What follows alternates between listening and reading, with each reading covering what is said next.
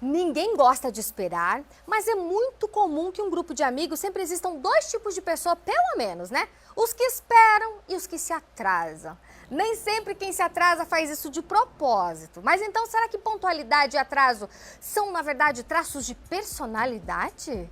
É o que a gente vai descobrir agora, gente, nesse super bate-papo com a nossa maravilhosa psicóloga Kátia Simone. Tudo bom, Kátia? Seja bem-vinda ao Vitrine. Obrigada, boa tarde, tudo bem e você? Tudo bem também, graças a Deus. Me conta uma coisa, Kátia, embora as pessoas vejam os atrasos como algo feio, né, ruim, fulano sempre se atrasa, tem gente de fato que faz isso sem querer, é isso? Feliz ou infelizmente tem, né? As pessoas fazem isso mesmo.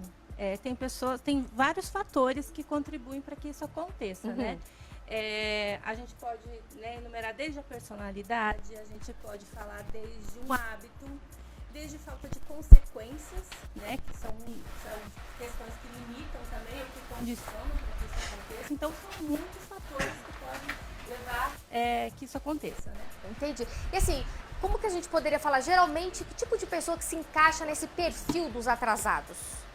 Geralmente são pessoas, a gente pode falar hoje em dia, né? Pessoas que não têm, que gostam de, vamos dizer assim, aparecer, de ser o centro das atenções. A gente pode citar a questão das noivas, né? Como são as noivas no dia do casamento, se não ser o centro das atenções? Quem não atrasa um pouquinho para deixar aquele, né, aquela adrenalina, aquele gostinho de estão me esperando, né? Estou chegando, né?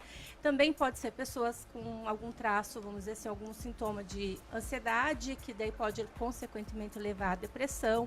Pessoas com TDAH, né, que perdem o foco, que tem uma dificuldade de organização, de administrar horários. Então, são muitos fatores que levam. Entendi. É um assunto bem amplo. Não, a gente pensa só um atraso, mas não é só um atraso, tem muita coisa por trás, muita coisa envolvida, né? Geralmente, por exemplo, quando a gente fala dos atrasados, especialistas dizem que tem dois tipos de atrasados.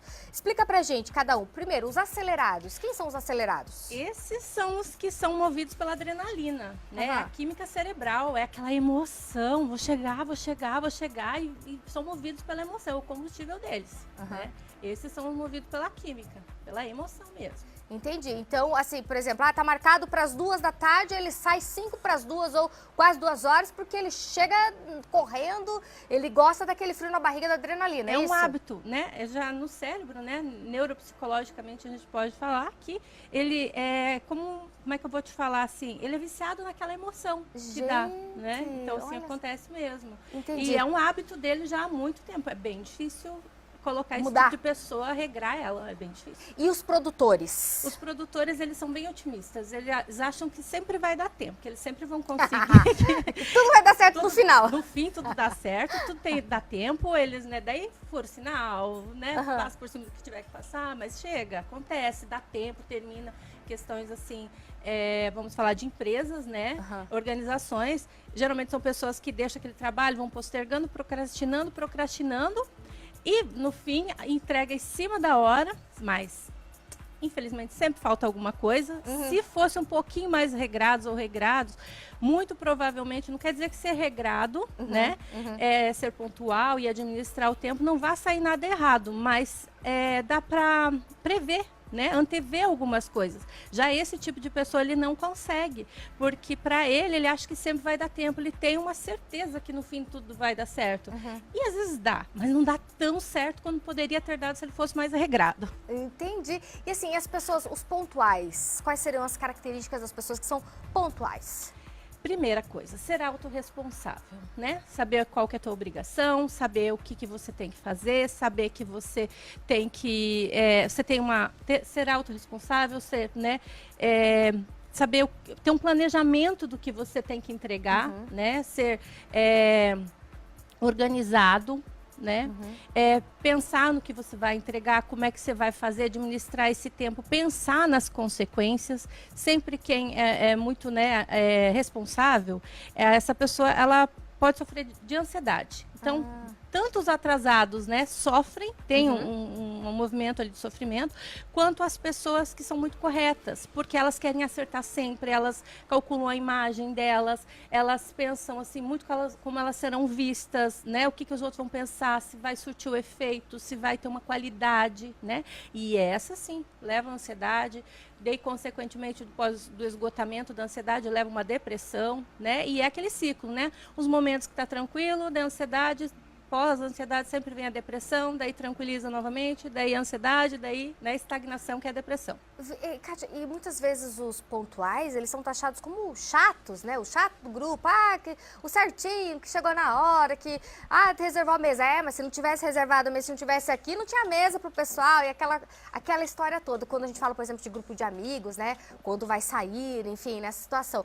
Mas não é, né? É uma característica da pessoa dela ser mais organizada que os demais, digamos assim? É uma característica, e é uma característica aprendida, né, por traços de personalidade. Se a gente for falar do desenvolvimento da personalidade, que ali é até os 7 anos, mas a personalidade a gente desenvolve ela ao longo da vida também, porque assim, muitos são os nossos hábitos, né, o que a gente categoriza como importante para a vida da gente, o que a gente seleciona, né, quais são os critérios de vida que a gente quer ter, então a gente vai mudando, e deve mudar e melhorar para se moldar. Então, assim, são traços que se alteram, sim. E assim, se a gente fosse dar dicas, por exemplo, pessoal de casa, a gente quer dicas para a pessoa ser mais pontual. Quais dicas seriam essas? Para quem é muito...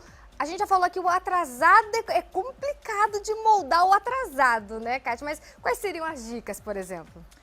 A primeira dica seria a pessoa ter um projeto, né? Um ponto de partida. Ela se organizar, por exemplo, ela ter um compromisso, ela saber que ela tem esse compromisso, colocar um despertador, ela se programar, desde a roupa, desde ela sair, que horário ela vai sair, quanto tempo ela vai demorar para chegar, porque as pessoas, né, autorresponsáveis, os que não são tão atrasados, eles planejam. Eles pensam muito negativamente, por quê? Pensam negativamente, pensando em não acontecer o negativo que eles se antevêm. Então, eles são preocupados, a gente pode dizer. Então, é a pessoa se planejar mesmo, né? Porque tudo tem uma consequência. E o que leva, muitas vezes, a essa questão, né, de se atrasar mais e mais e mais, é não ter uma consequência. Não quer dizer que essas pessoas atrasadas não sejam produtivas e criativas. Geralmente elas são, e muito.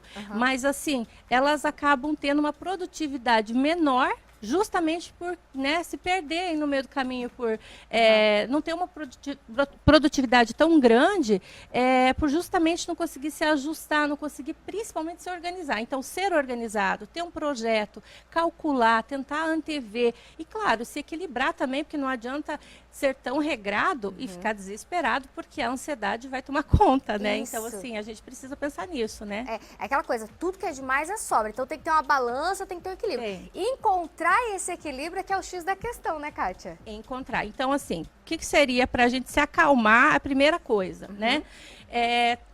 Terapeuticamente, terapia é tudo que nos acalma, né?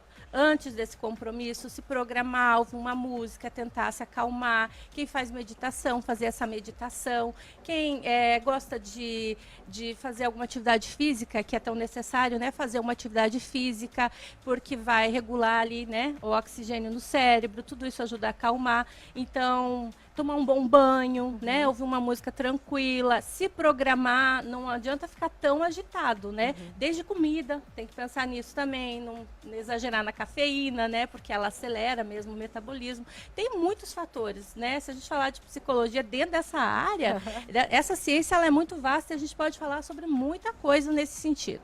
Perfeito. Como a gente pode falar de muita coisa nesse sentido, Kátia volta no nosso programa para a gente falar mais sobre esse assunto, porque hoje já deu tempo da nossa entrevista, minha linda. Obrigada pela presença aqui no Vitrine, tá? Passa suas redes sociais para o pessoal também te seguir no Instagram.